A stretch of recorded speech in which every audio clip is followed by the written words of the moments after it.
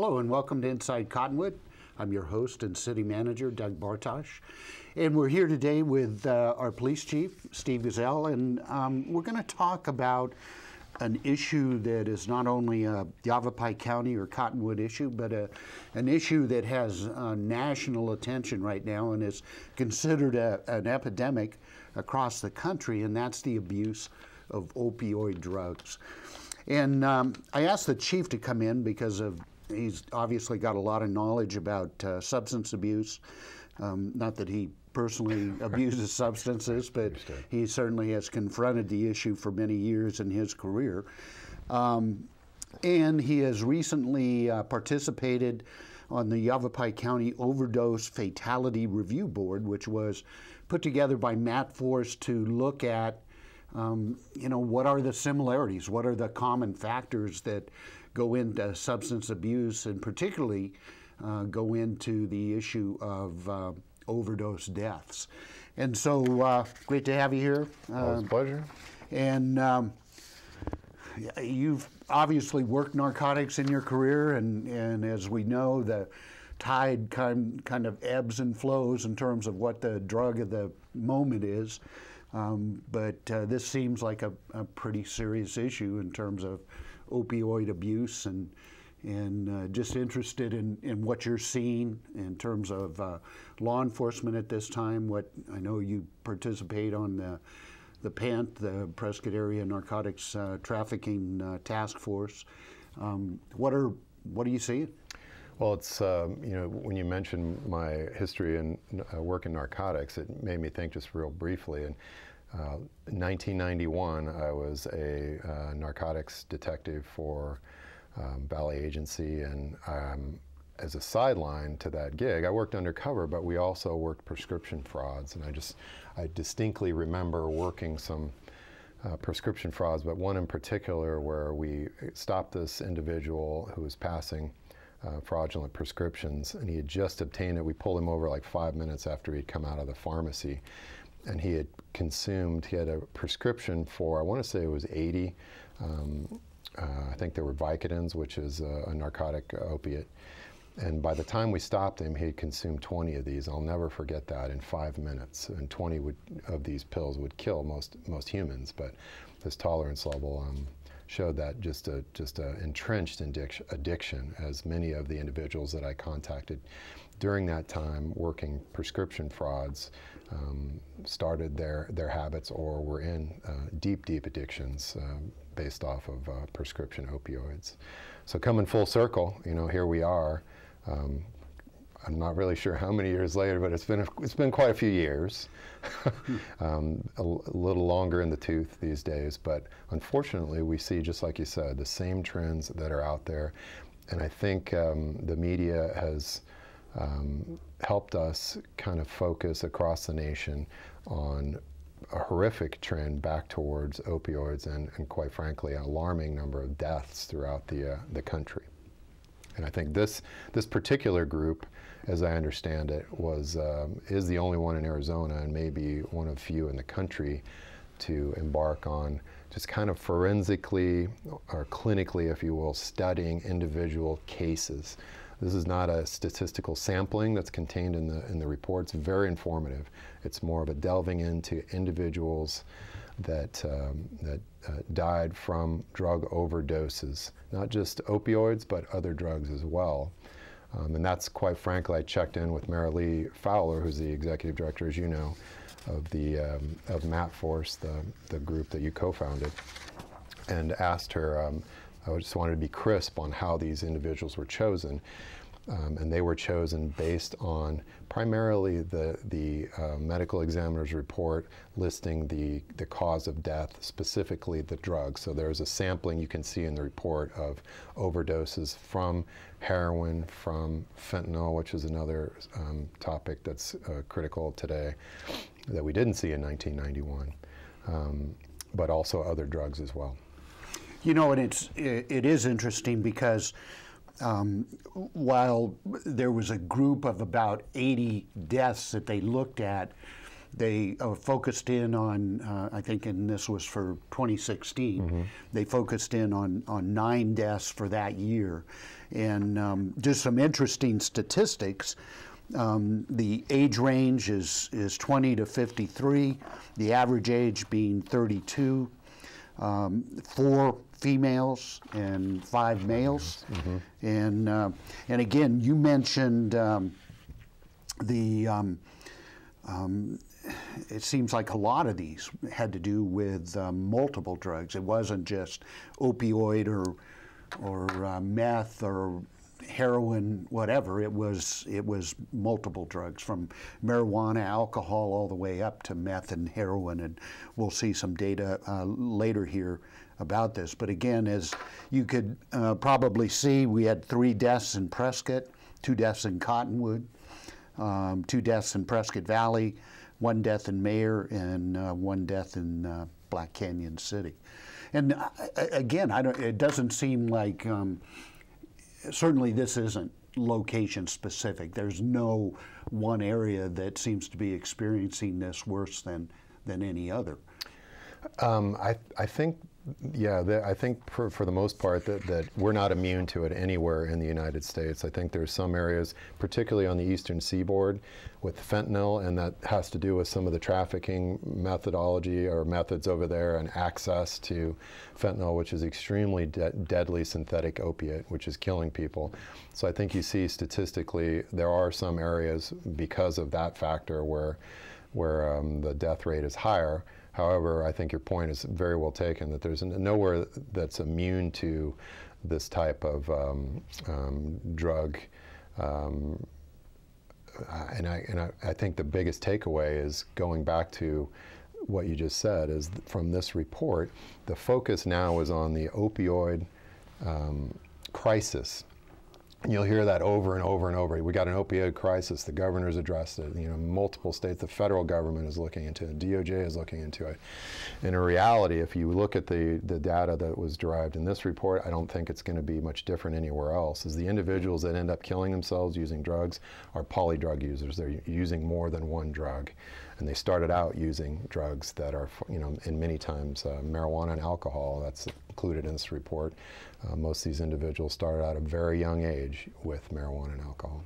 And that's probably an important part of this study as well, is the group really made an effort to contact family members to get some history of you know, their health, their mental issues, substance abuse in the family, those kind of things, which certainly is telling in the statistics as well. And you know, it's up on the screen now, but 8 of 9 had reported mental illness. 4 of 9 had diagnosed severe mental illness. Criminal history, 5 of 9 were on probation or parole at the time of death, and 5 of 9 had spent time in jail or prison. 5 of the 9 had family members with a history of drug and alcohol addiction. 3 of 9 had a significant other who died from a drug overdose, in some cases fairly recently. 7 of the 9 had received outpatient treatment. 5 of the 9 had received inpatient treatment. 2 had received medication-assisted treatment, and 1 of 9 came to Yavapai County for treatment. 8 of the 9 were unemployed at the time of death, and 7 of 9 were homeless at the time. So I mean, it paints a pretty bleak picture of the struggles that all of these folks seem to have, and you never know whether it was a product of the mental illness or whether, you know, it was the product of the substance abuse, and certainly not uncommon to see that combination of mental health issues along with substance abuse. No, absolutely, and the healthcare professionals will, you know, their term for that is dual diagnosis, that you have someone that has some level of mental illness that is chosen for whatever reason to self-medicate, and many times that mechanism is medication through illicit drugs, such as the ones that have killed these individuals.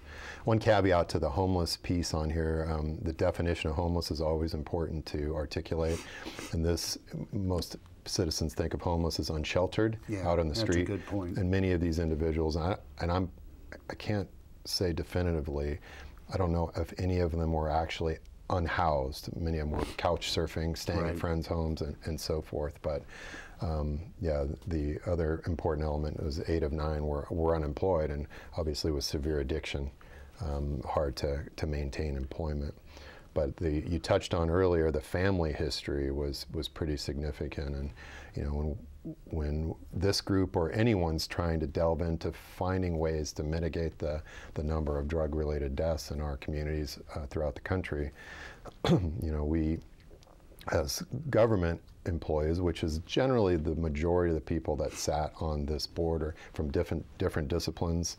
You had law enforcement, you had prosecutors, you had public defenders, you had pharmacists, you had doctors, we had mental health care providers, all these different public service agencies coming together to figure out what can we do in our individual disciplines, or working together, which is where most good things happen, when people work together, particularly outside their disciplines. But going to that point of the family connection to this, which shouldn't be a surprise to many, that you know, there's only so much the government can do to, you know, impact the way a child is raised, the way that family culture produces that adult that goes on and makes life choices, and many of them in this instance being fatal. So that's a question of how do we get to that family unit, and I think there are ways to influence that and to help families that are struggling, and help them, you know, shore up that culture so the cycle just doesn't continue to be repeated. Let's go ahead and take our first break and come back and join us and learn a little bit more about the findings of the Overdose Fatality Review Board.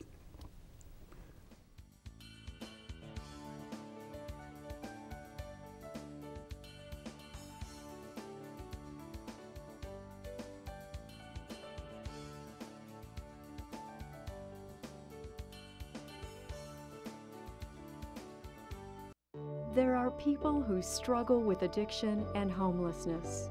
Sometimes it may feel like there is nothing we can do to help. But there is. You can make a tax-deductible donation and help those in need transition away from homelessness. When you give someone a handout, you could actually be supporting an addiction. A better life starts with better health, especially for those living in the streets. Support solutions, not addictions. You can make a difference. Visit cottonwoodcares.com. This is Bruce Morrow, Transportation Manager for Cottonwood Area Transit. Remember, we cover the entire Verde Valley and Sedona. Cottonwood Area Transit has you covered wherever you want to ride in the Verde Valley, all day, every day. Take Cottonwood Area Transit through Clarkdale, Verde Village, and from 26 locations in Cottonwood. With Verde Links, it's a quick and easy trip to Sedona every day. Don't forget our connectors to Camp Verde. Visit cottonwoodaz.gov for Cottonwood Area Transit and take a seat. Let's go ride.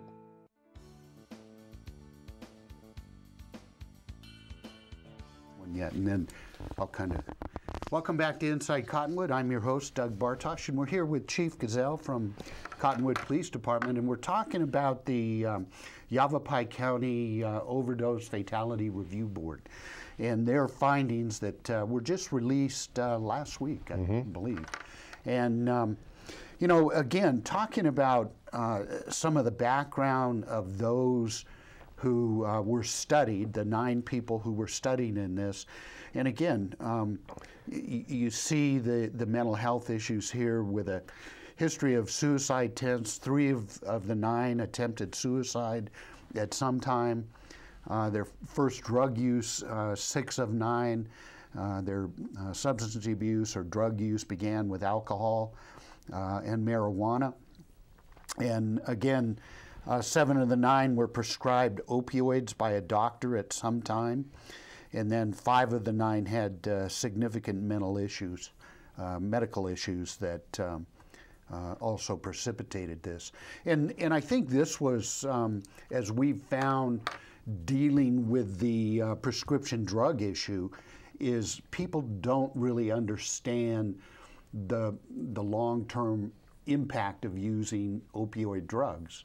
You know, generally you're prescribed opioids for a short period of time to deal with the discomfort of some medical issue.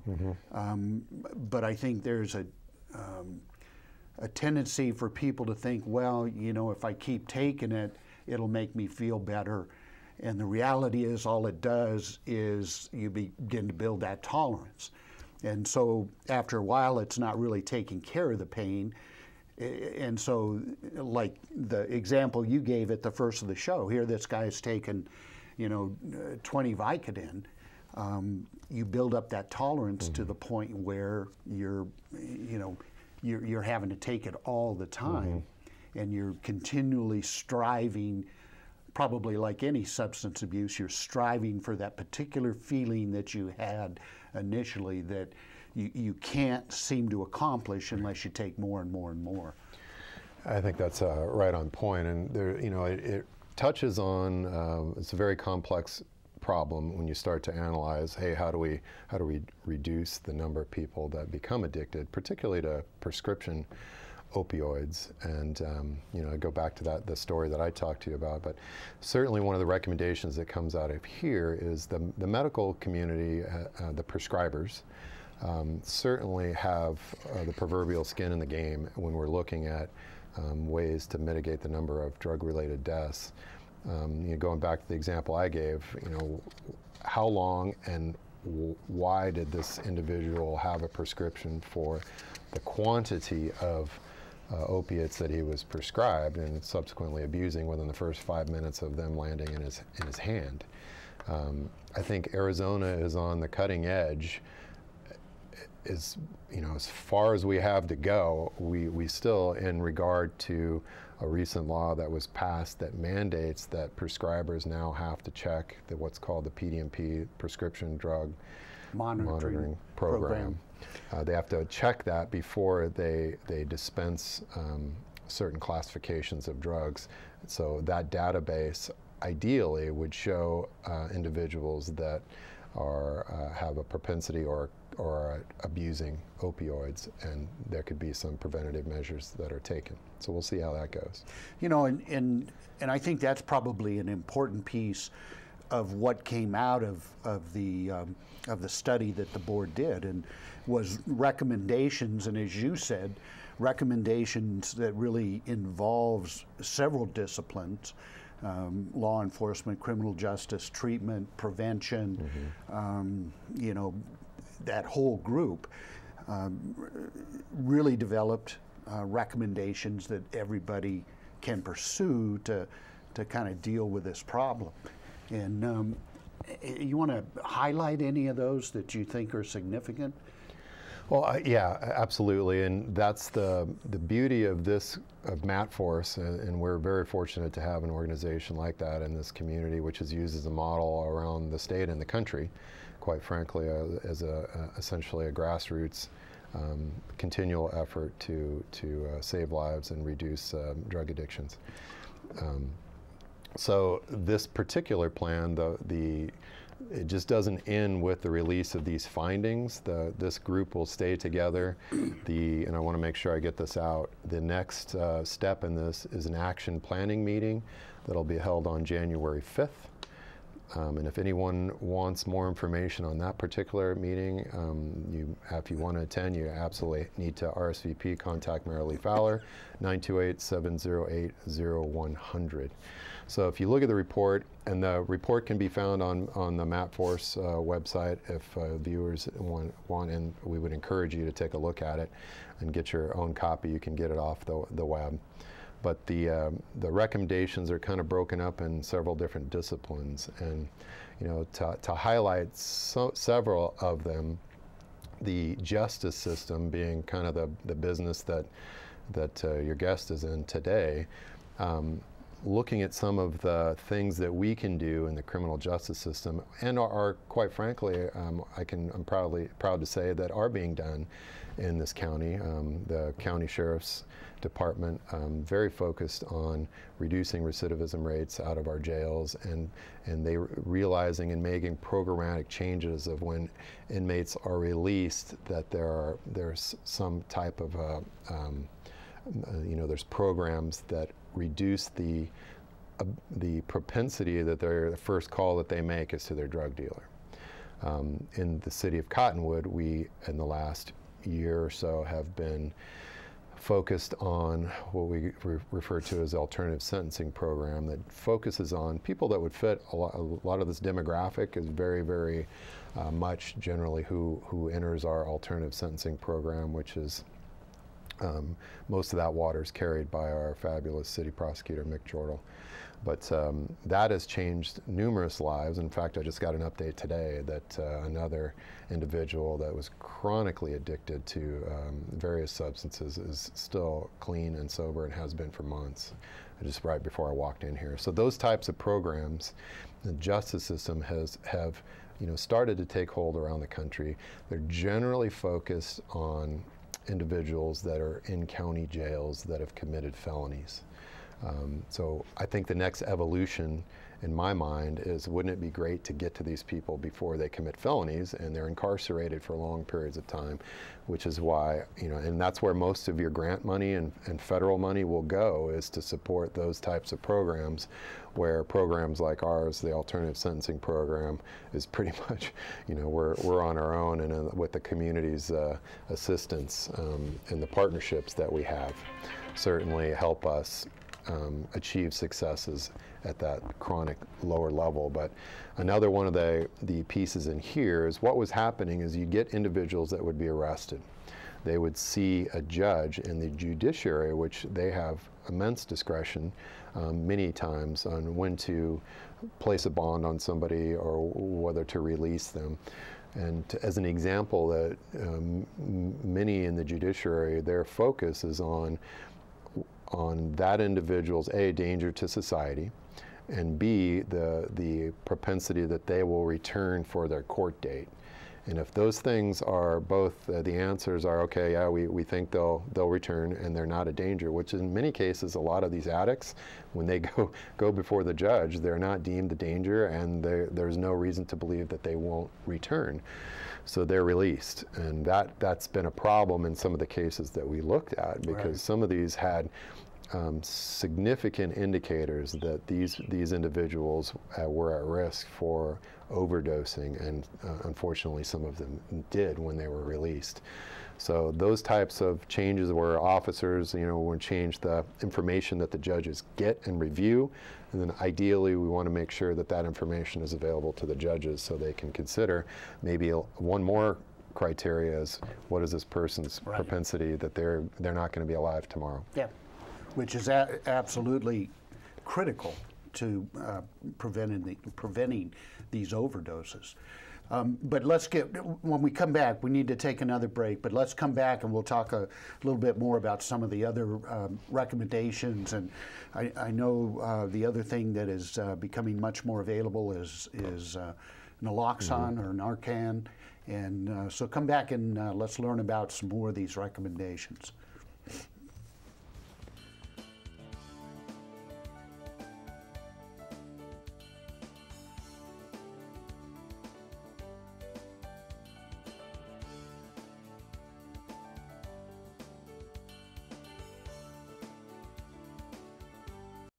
There are people who struggle with addiction and homelessness. Sometimes it may feel like there is nothing we can do to help. But there is. You can make a tax-deductible donation and help those in need transition away from homelessness. When you give someone a handout, you could actually be supporting an addiction. A better life starts with better health, especially for those living in the streets. Support solutions, not addictions. You can make a difference. Visit cottonwoodcares.com. This is Bruce Morrow, Transportation Manager for Cottonwood Area Transit. Remember, we cover the entire Verde Valley and Sedona. Cottonwood Area Transit has you covered wherever you want to ride in the Verde Valley, all day, every day. Take Cottonwood Area Transit through Clarkdale, Verde Village, and from 26 locations in Cottonwood. With Verde Links, it's a quick and easy trip to Sedona every day. Don't forget our connectors to Camp Verde. Visit cottonwoodaz.gov for Cottonwood Area Transit and take a seat. Let's go ride.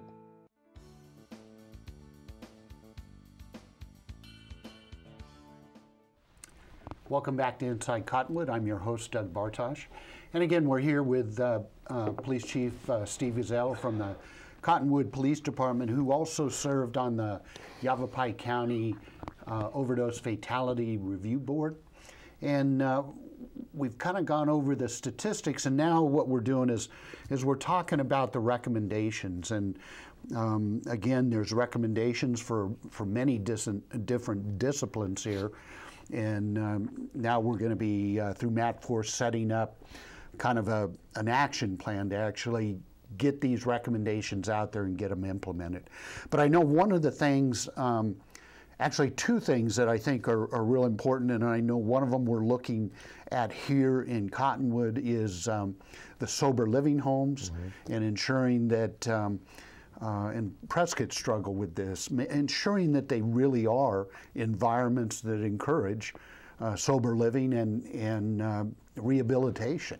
And I know you're, Chief, you're pushing that ordinance through, and hopefully we'll get it to the council real soon here. But how does that connect to this issue?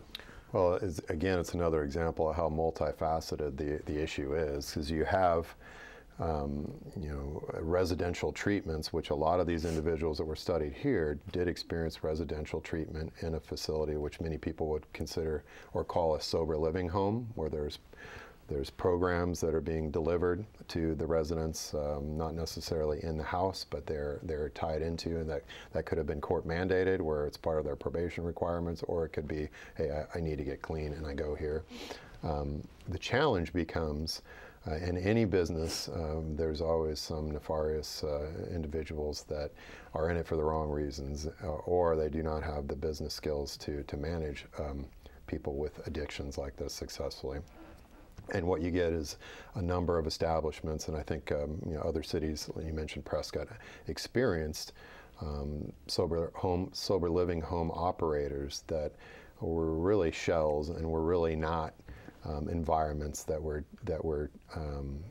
designed to help people transition out of addiction. They were designed to make money, and that is not good for the community, as that community saw and recognized. So there was, over a period of time, they worked very diligently and put together an ordinance which we hope to present to our council, something very similar. And on our side, we have far fewer number of sober living homes, and we're very grateful that the operators of ours currently are very reputable, and we believe that they